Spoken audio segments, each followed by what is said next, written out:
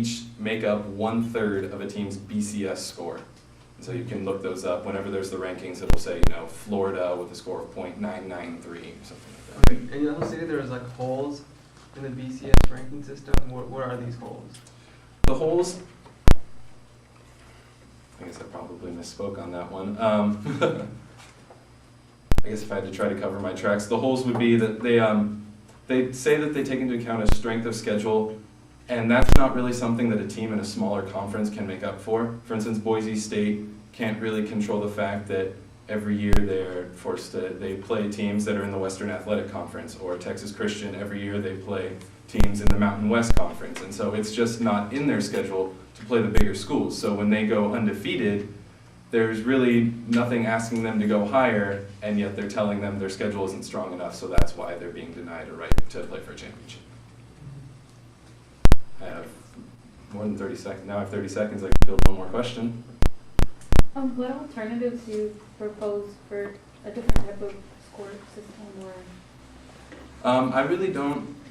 I'm not really concerned that much with the ranking system because, like I said, Division I FCS, the championship subdivision, they do have a ranking system still. With 120 teams in college football, there has to be something to at least separate the majority of the top. I just believe that for a championship game, they shouldn't just decide number 1, number 2, play. Oh, okay. Thank you, sir. Ready? Go ahead. According to Forbes, number 41 on their list of the 100 most powerful people is Joaquin Guzman, or El Chupo. Number 40 is the Grand Ayatollah of Iran, and number 42 is the Prime Minister of Russia. You may be wondering who is Joaquin Guzman and why does he hold so much power compared to the other men mentioned. Well, he is the leader of the Sinaloa Cartel of Mexico, which has a major stake in Mexico's drug smuggling problem. He's also ranked number 701 on Forbes' billionaire list. Interesting that a drug lord would have that much power and that much money. The United States government implemented a plan, the Merienda Initiative, along with the Mexican government to combat such powerful men as El Chupo. But before I speak on the initiative, you'll need to know what is wrong with Mexico. And it all started back in Colombia with the fall of the Medellin and the Cali cartels. They broke up, thus creating the cartels that are in Mexico today and pushing the drug trade from Colombia to Mexico. Then the election of Felipe Calderon of 2006 put a tight hold on the cartels, thus creating problems within them. The cartels of Mexico are the Sinaloa Cartel, the Gulf Cartel, the Tijuana Cartel, and the Juarez Cartel. They fight between each other for drug trade routes to America, main points being San Diego and El Paso, Texas. Their main drugs that they transport to America are cocaine, methamphetamine, marijuana, and heroin. As for the violence that these cartels take part in, it's public beheading, human smuggling, bribery, intimidation, extortion, murder, and bombing. And 9,900 total drug deaths. But that number may be more because people just end up missing and they just disappear. There's a lot of corruption in Mexico, which is another problem. The Attorney General had 35 people in his office alone accused of taking bribes from cartel officials. And there's lots of money to pay off officials, so the cartels get their way with a lot of things. There was 11,500 police personnel jailed or fined on corruption charges in the past 2 years. The United States also has a part in this drug war. Up to $24 billion is sent to Mexico for the illicit drug trades. And from Mexico, 300 to 460 metric tons of cocaine, 19 metric tons of meth, and 9,400 metric tons of marijuana are sent to the U.S. And that is cut down into, it's cut with other stuff. So imagine that being double or even tripled, because that's just the pure value. Weapons and ammunition is also a problem in Mexico. Whenever cartel weapons are seized, 90% are from the U.S. They either come from gun shows, stolen off of military bases, or bought legally and then transferred to Mexico illegally. Weapons include rocket launchers, grenades, mortars, 50 caliber sniper rifles and machine guns, AK-47s, AR-15s, and explosives such as C4 and dynamite.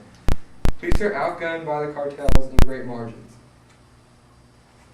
The cartels also have presence in the U.S. states. 230 cities are known to have cartels in them, including San Diego, El Paso, Texas, Atlanta, New York, Denver, Colorado, and then as far away as Anchorage, Alaska, and some cities in North Dakota.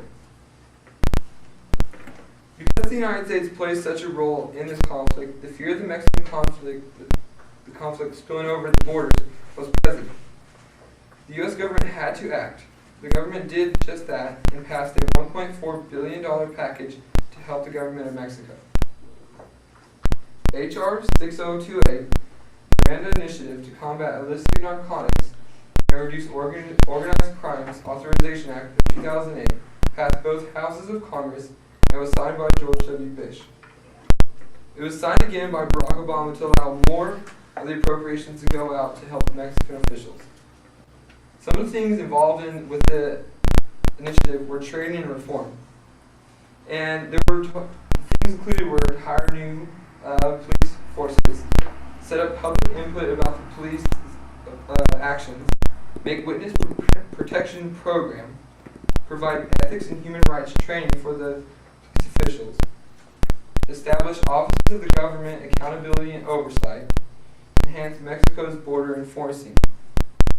Also, the military supplies that were bought with the money by the Mexican officials, and they included 5 Bell helicopters, 3 Black Hawk helicopters, 2 Persuader surveillance planes, computers, telecommunication equipment, motorcycles, decontamination vehicles for dismantling meth labs, inspection equipment such as scanners, x-rays, and the canine units.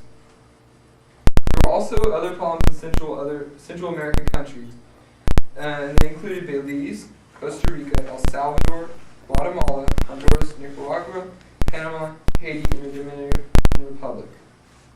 A total of $40 million will go to combat land and sea drug trafficking in those countries alone, and anti-gang strategies and prevention will be set up, along with police modernization.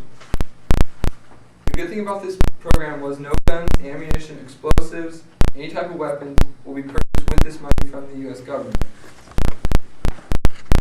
America has a vested interest in the narco war through the border that we share with the South, and the sad fact that America's drug addiction is supplied through Mexico's cartels. The Miranda Initiative and the administration of Felipe Calderon will see to it that Mexico's narco cartels be brought down, and all the while reestablishing stability and order to Mexico and the people. Thank you, sir. Q&A is open. How does the U.S. plan to regulate the money that they're giving to Mexico? Are we just kind of giving it to them, or are we how does it going to be? How do they know that the money's not going to go toward like in ammunition and guns and stuff? Okay, so there is congressional oversight where the Attorney General, the President, the Minister of Defense for Mexico do have to report to Congress Okay. on